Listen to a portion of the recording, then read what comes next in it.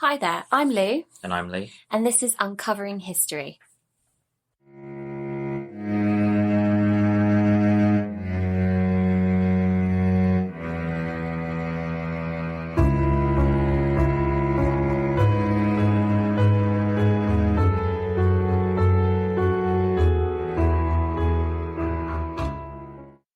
Hello and welcome to our 16th episode of Uncovering History. Today, Lucy will be exploring the fascinating story of the infamous D.B. Cooper. So without further ado, here's Lucy. Well, this is exciting, isn't it? I haven't really taken over the reins for a while, so this is my first one in a few weeks. Mm-hmm. And we are going to start off with D.B. Cooper. So many of you may already have heard his name, either from the actual case or from different portrayals of his character in film and TV. Lee, have you heard of his character before? Have you seen any films or Netflix with him in it?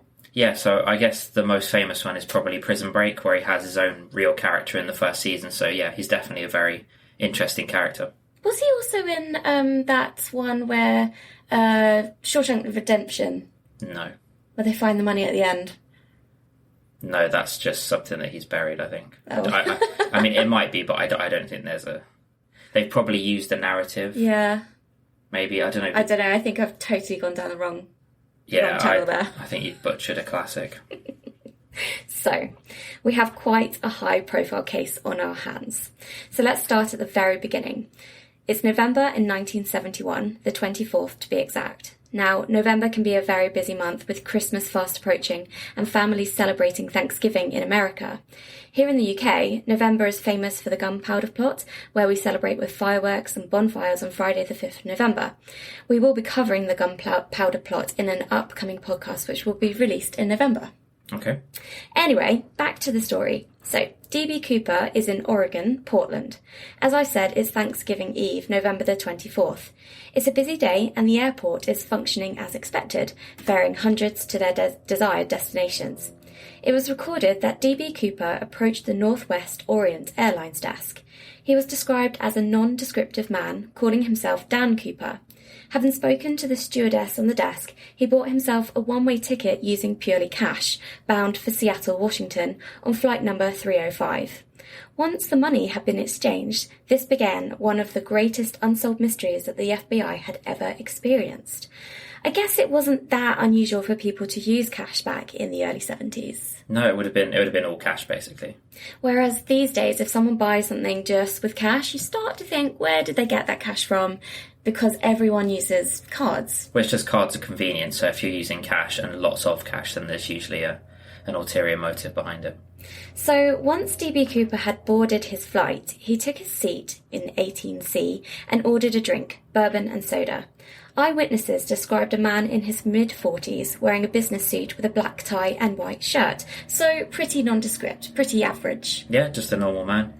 So flight 305, approximately one-third full, departed Portland on schedule at 2:50 p.m. PST. Shortly after takeoff, Cooper handed a note to Florence Schaffner, the flight attendant situated nearest to him in a jumpsuit attached to the stair door. Schaffner, assuming Cooper was flirting with her, dropped the note unopened into her purse. Cooper leaned towards her and whispered, "Miss, you'd better look at that note. I have a bomb." It's a very polite way to let someone know that you have an explosive device. Yeah, it's not the most stereotypical hijacking, is it? No, it's very peaceful, it seems. So the note was printed in neat, all-capital letters with a felt-tip pen. Its exact wording is unknown because Cooper later reclaimed it, but Schaffner recalled that it mentioned the bomb and directed her to sit in the seat beside Cooper. Schaffner did as requested, then quietly asked to see the bomb.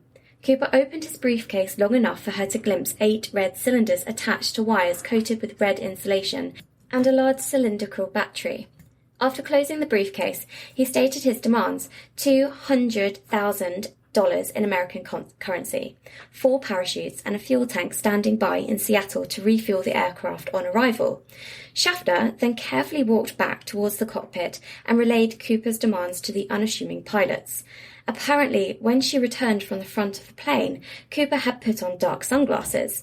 I'm not really sure why he felt the need to cover up his face, perhaps trying to hide his identity, as he would have already exposed his facial features during the beginning of the flight and when he initially purchased the tickets. So in response to the demands made by Cooper, the pilot, Captain William A. Scott, contacted Seattle-Tacoma Air Traffic Control Tower and relayed the information. Could you imagine being that person taking that radio call? Yeah, I guess that is not something that anyone will really experience during their career. So yeah, you'd have to keep calm and, I don't know. It would just be horrific having to remain calm while dealing with a potential, hijacking, a potential serious situation. Yeah. So the captain received confirmation from air traffic control, who told him to comply with all of the demands the hijacker was making in an attempt to keep the peace while also buying time for a strategy to be devised. The 35 passengers were told that their arrival in Seattle would be delayed due to a mechanical fault, and at this point in time, none of them had any reason to suspect otherwise. Northwest Orient's president, Donald Nyrop, authorized payment of the ransom that Cooper had demanded. The aircraft circled for approximately 2 hours to allow Seattle police and the FBI sufficient time to assemble Cooper's parachutes and ransom money. During the hijacking, according to the flight attendants, Cooper's behaviour was extremely calm, composed, and actually quite polite. This was certainly not what you would expect during a hijacking. Mucklow, another flight attendant on board the flight, told investigators, "He seemed rather nice. He was never cruel or nasty. He was thoughtful and calm all the time." There was also a moment where anxiety set in for Schaffner, to which Cooper gently calmed her down. He then proceeded to order a second bourbon and soda while paying his drink tab, and at the same moment offered to request meals for the flight crew during the stop in Seattle. Mucklow, in an attempt to gain additional information from Cooper, asked him whether or not he had a grudge with Northwest Airline, to which he replied, "I don't have a grudge against your airline, miss. I just have a grudge." That's interesting because I guess it's methodical and it's premeditated, so he's obviously figured out in his mind that if he keeps all the passengers unknown and calm, then he's going to have a much higher success rate as opposed to going on the plane shouting and screaming, threatening people, and as a result, making his time a lot more difficult. But what really bothers me about this one is that just how calm he is. And it just he seems so together, like nothing out of the ordinary is happening. Well, I guess, yeah, if you could be cool, calm and composed, especially in this situation, you will have a much higher success rate. So FBI agents assembled the ransom money in the form of 10,000 unmarked $20 bills, most with serial numbers beginning with the letter L, indicating that they had originally been issued by the Federal Reserve Bank of San Francisco. Allegedly, Cooper was also dissatisfied with the military-issue parachutes offered by McCord AFB personnel, instead demanding civilian parachutes with manually operating ripcords. Seattle police obtained them from a local skydiving school. It's interesting. I wonder why he decided against them. I guess probably because possibly he hadn't had any sort of training on military versions. Maybe, yeah, maybe. I guess if someone's so calm and collected, then they would have maybe had some experience parachuting. Yeah, I guess maybe it's just once he saw them, it wasn't up to the spec that he wanted, or there was something that deviated from his plan. So moving forward to 5:24 p.m. PST, Cooper was informed by those dealing with the situation on the ground that his demands had been met. Only 15 minutes later, at 5:39 p.m. PST, the plane successfully landed at Seattle-Tacoma Airport. The first demand from Cooper was that the jet be taxied away to an isolated area of the airport where no one could interfere.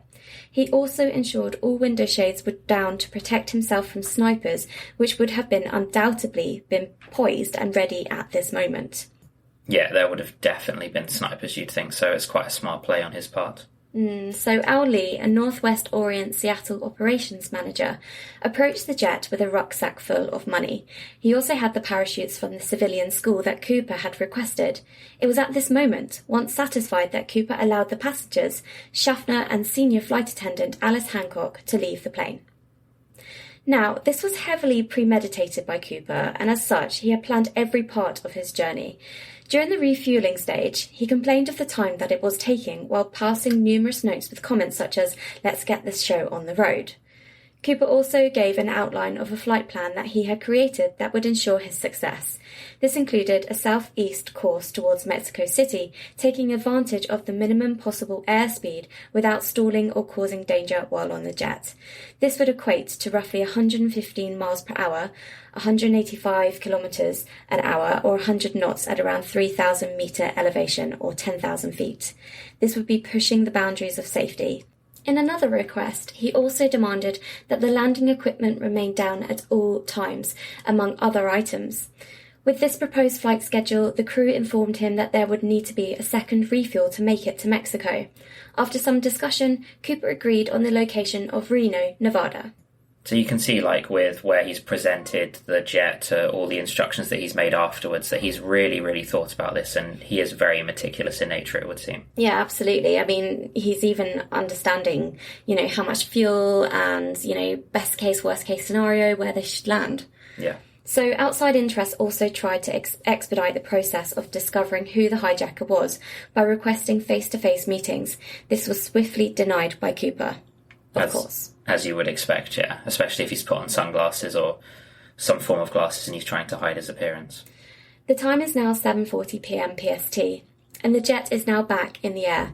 At this point, the jet contains Cooper himself, Captain Scott, Flight Attendant Mucklow, Flight Engineer Harold Anderson, and First Officer Ratazak.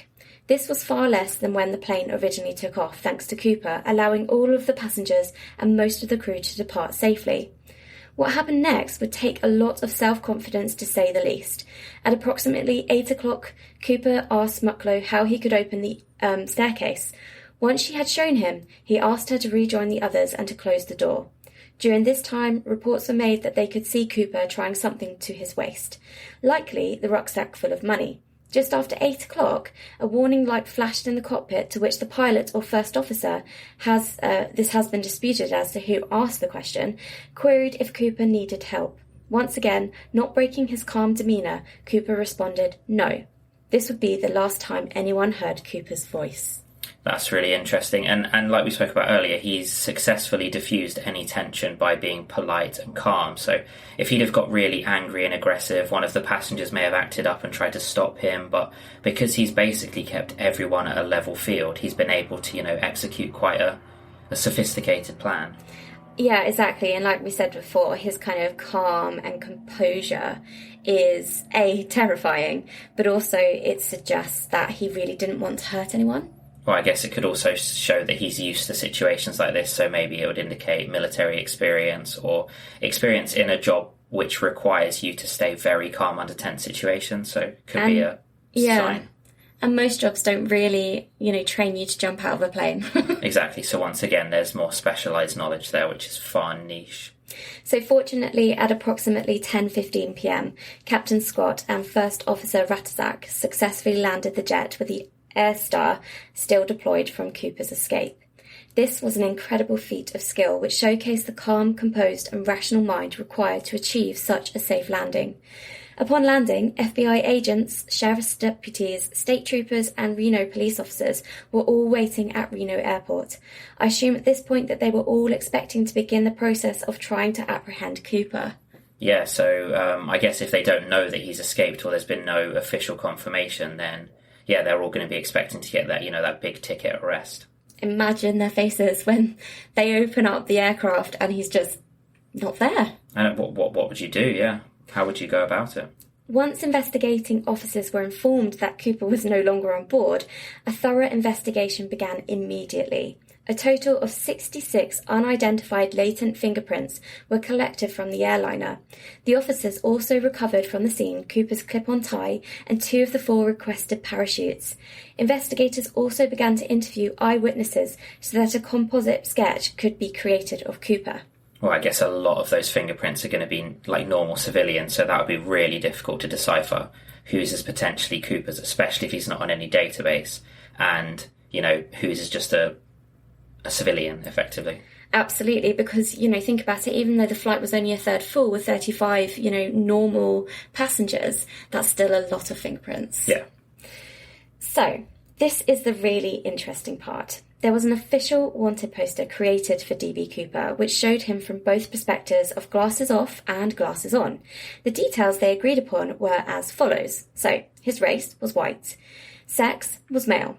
Age, mid-40s. His height was between 5'10" and 6 foot. His weight between 170 and 180 pounds. His build, average to well-built. His complexion, olive, Latin appearance, medium smooth. Hair, dark brown. Eyes, possibly brown. Voice, low, spoke intelligently, no particular accent. That's interesting because there's quite a lot of ambiguity there. I think on purpose, actually. I mean, tall, dark hair, kind of olivey skin, and no real specific twang to his accent. Well, I guess that's what they said at the start. A non-descriptive man bought a cash ticket. So once again, they're sticking to that sort of persona. Very clever. Mm-hmm. Very clever. So there was also some additional information at the bottom of the bulletin which included characteristics, apparel, and other small details, all of which are very important in themselves when attempting to profile a criminal. So along with interviewing eyewitnesses and collecting evidence where possible, the investigators also began questioning possible suspects. One of the first that they interviewed was a man named D.B. Cooper. However, it was made apparent very quickly that this man was not who they were searching for.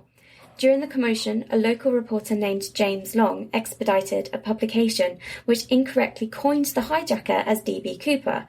This was quickly picked up by other agencies. This is why today all of us know the hijacker as D.B. Cooper, when technically it should have been D. Cooper. That's interesting. So a blunder from, I guess, a publicist who just wanted to get a big story out sort of caused a real storm in itself. Well, you can see the rush of the media here, not really fact-checking and desperately trying to get this story out. Well, you'd want the exclusive, wouldn't you? You'd want to be the first paper that had any information about this hijacking. Absolutely.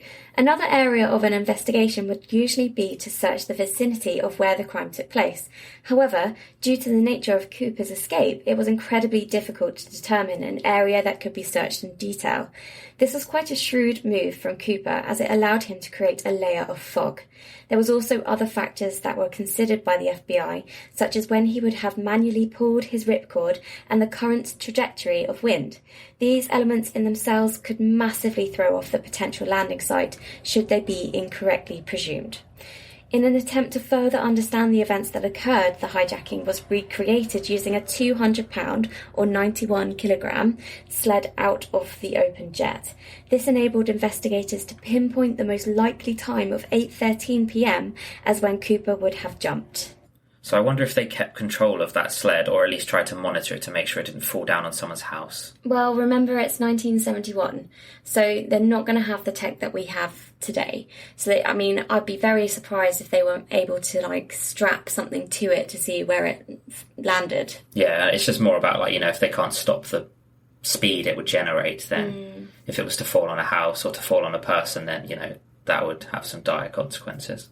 So the findings would then place a base radius as somewhere near the southernmost outreach of Mount St. Helens, which was a few miles southeast of Ariel, Washington. A large-scale search began in and around that area within the Clark and Cowlitz counties shortly after, including door-to-door questioning. However, no findings were returned, including Cooper or any of the equipment used on the day of the hijacking. This could have been down to a plethora of reasons, though such as Cooper was incredibly meticulous with his actions and hiding of any evidence, or they could have simply been in the wrong location. What do you think? Wrong location or meticulous planning? Probably a bit of both, to be honest. Even though you're able to sort of pinpoint a rough area, it's impossible for them to recreate how he acted when he jumped out of the plane. So because of that, there's always going to be a large area for failure. And then when you consider just how big the land is that they need to be searching, that would only sort of amplify that failure rate even further. Is it true, though, that, when you open the door to a plane, doesn't the door rip off? No.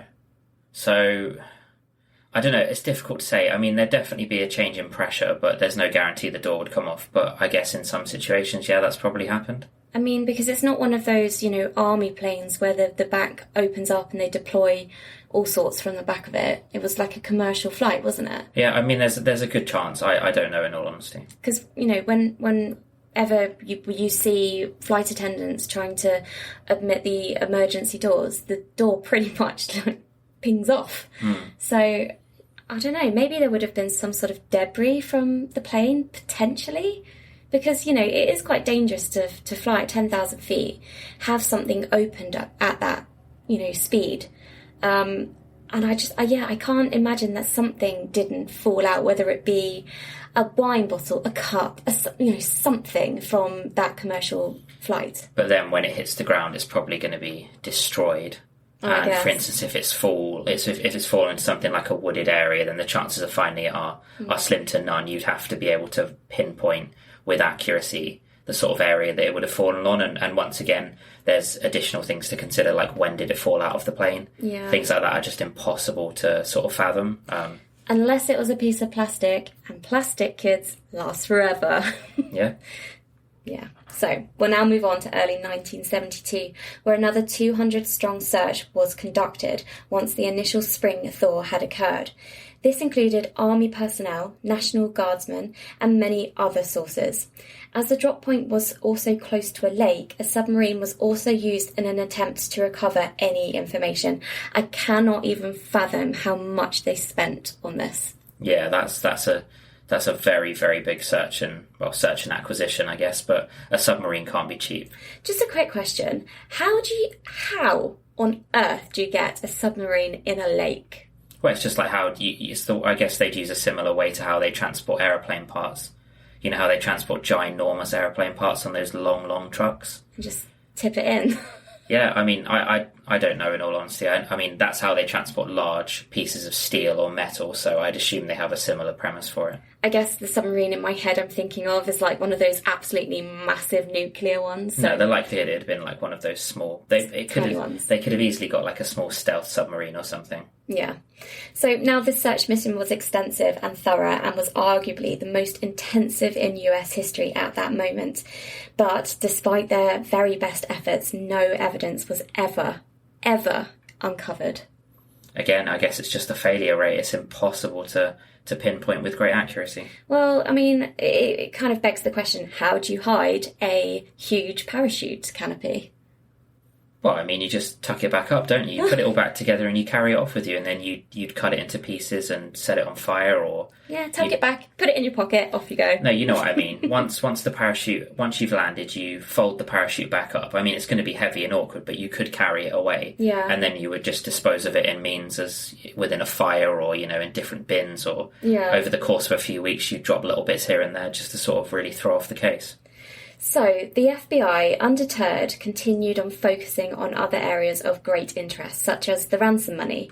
Now, a list of random serial numbers were distributed to large financial institutions, racetracks, casinos, and any other businesses which could typically have large amounts of cash on their premises.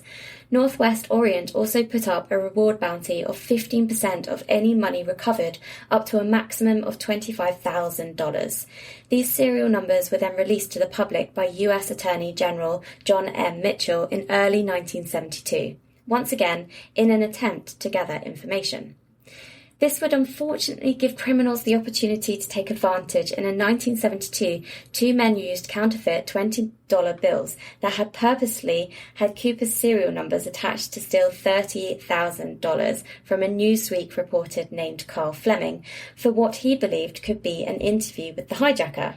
Well, that's the same issue again, isn't it? It's the reporter sort of desperate to get the story, desperate to get the exclusive, and as such, he gets stolen from, and it's quite ingenious in a way, because they're taking advantage of public information that's been given out. I mean...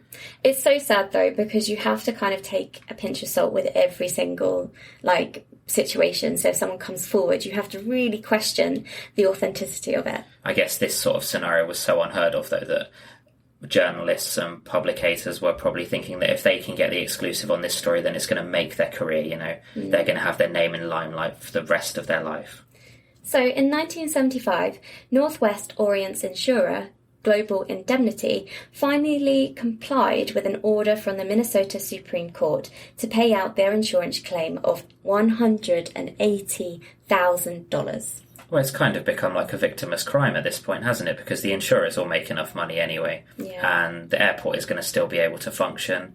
He didn't assault anyone, he didn't hurt anyone, he was very, very calm and collected. He had no interest in violence. So yeah, although it's a criminal case that needs to be pursued, it is kind of victimless. Exactly, and like you said, no one got hurt, apart from possibly him. And I guess he knew that if he started getting aggressive, getting violent, that he would have different task forces, much more serious task forces that were going to be shoot to kill. Yeah. Whereas as he's posed no threat, if he was ever to be apprehended, their first thought wasn't, we need to subdue the criminal, it'd be more like, we just need to take him in. Yeah.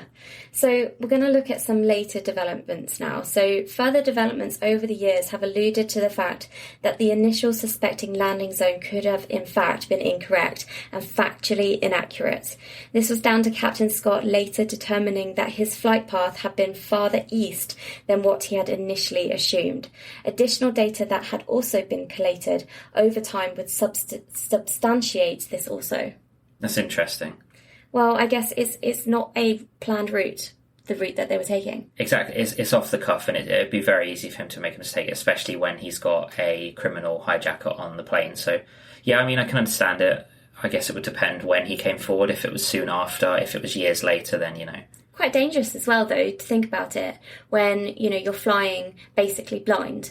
And especially back then, the technology was nowhere near as good as it is now. They could have been coming into contact with any sort of light aircraft flying at that sort of height. Yeah, I guess you'd like to think at that point, though, they still had communications with the radio towers, so they would sort of be able to be up to date on what was going on around them. And, maybe they would be able to provide them with a safe flight path or if that was the case, a means of getting to Nevada to refill to then get to Mexico City. Well, if that was the case, then surely they would know the exact flight path. That's true, but I guess, yeah. See? Not just beauty, there's some brains in here. So on July the 8th, 2016, the FBI officially announced that it was suspending active investigations into the D.B. Cooper case. The reason for this was that they were going to use sought-after resources in other fields that had higher priority levels, which makes sense. This does not mean that they will not act on any credible information. The 60-volume case file that had been compiled over a 45-year period has been preserved for historical purposes at FBI headquarters in Washington, D.C., and on the FBI website, where all of the evidence and factual data collected is open to the public. That's quite interesting. I guess, once again, they've put it out there so that if anyone has any information, they can come forward, because although they said they've closed the case or suspended it temporarily, there's definitely going to be some FBI agents that are still hot on the trail and trying to, figure out the secrets. Yeah, so we'll go back slightly now to February the 10th, 1980, where an 8-year-old named Brian Ingram discovered 3 packets of the stolen cash as he was harmlessly raking a sandy riverbank during a vacation with his family in Tina Bar.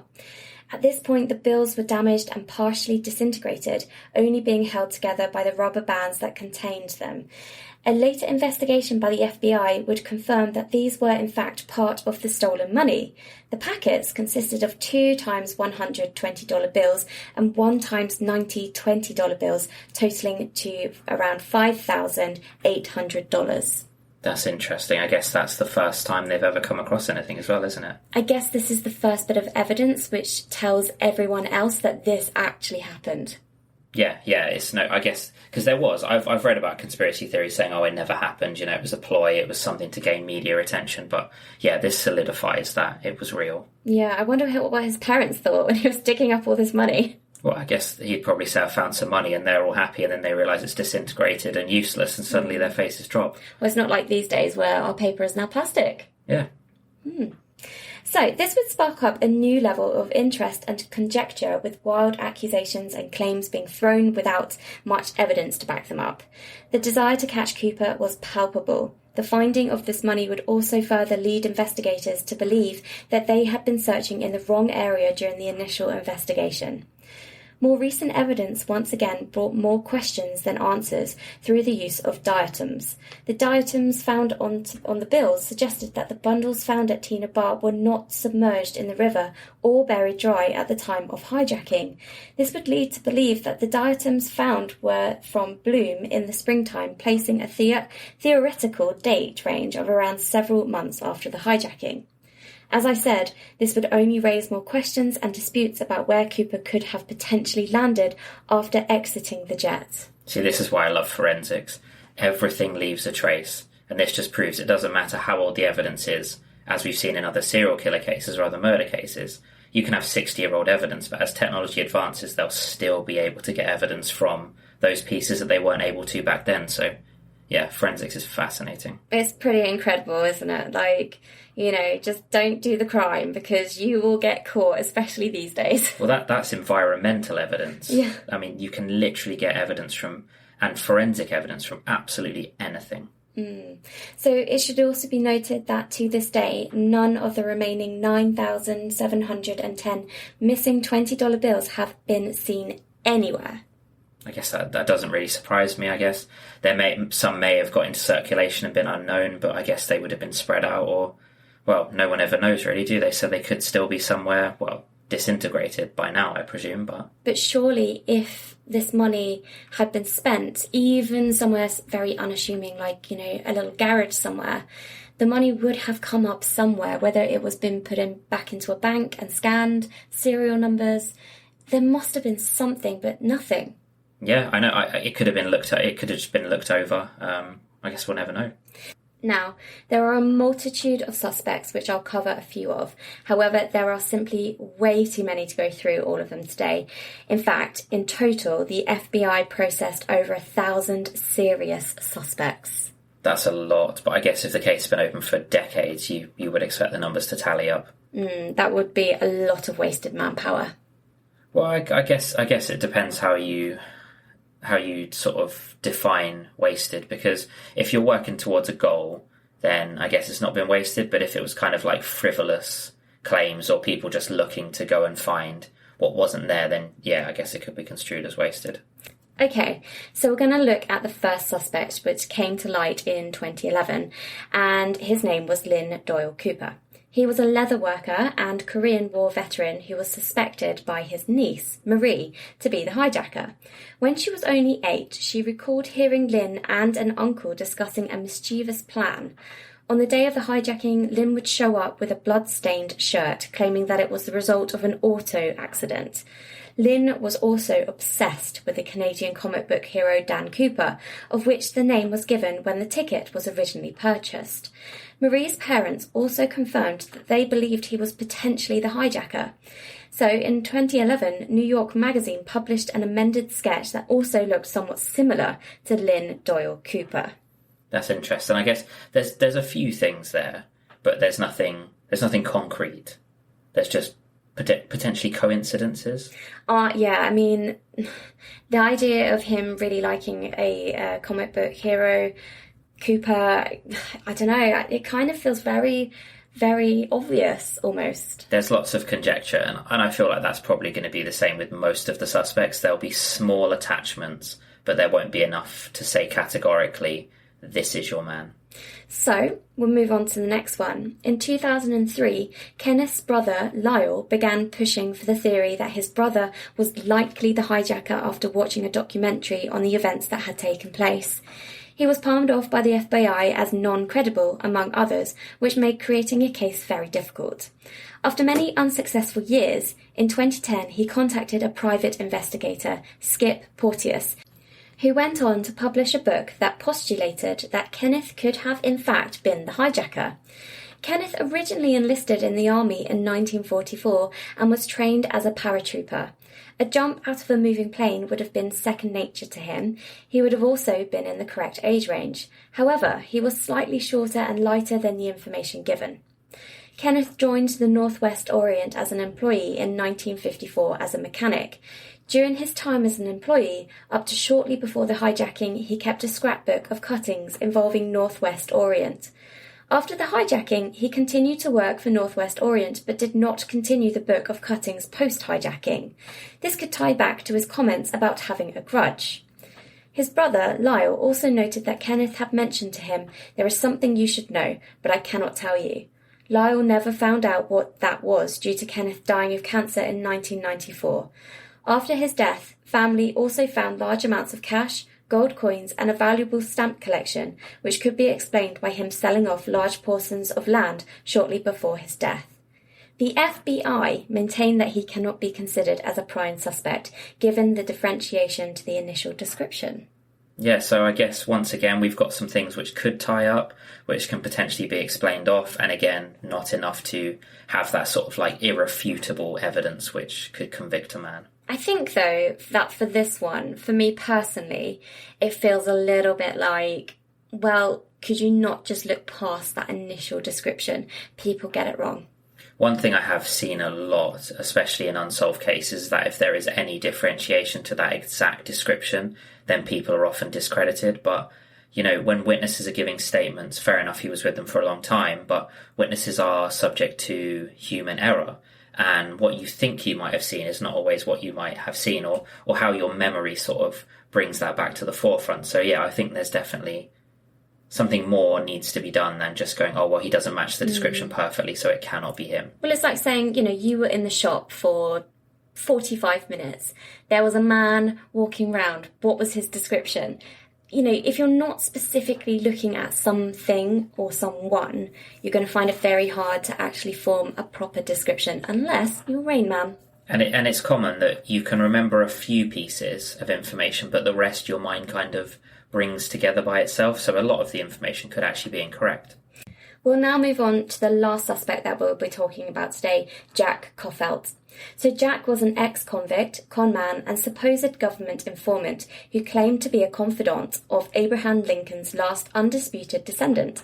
In 1972, he began making claims that he was D.B. Cooper and attempted to sell his story to a Hollywood production company.